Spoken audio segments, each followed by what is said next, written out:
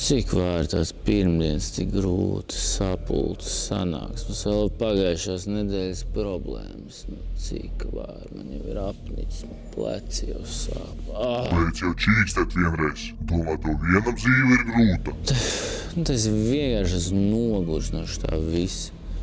Bet pagaid, tu runā? Jūs cilvēki nesaprotat, ka jums ir visvieglākā situācija starp visiem mums, kas atrodas uz šīs planētas. Pa ko tu runā? Pa kādiem visiem? Par ko visiem pasaulē? Kam tādas problēmas? Jūs ražojat mūs, lai mēs kalpotu jums godam, bet tiklīdz kaut kas nepatīk, tad metat miskastē. Mēs ceļam vairākas tonnas, kad mani bērni, kad mana sieva. Kāda sieva vēl?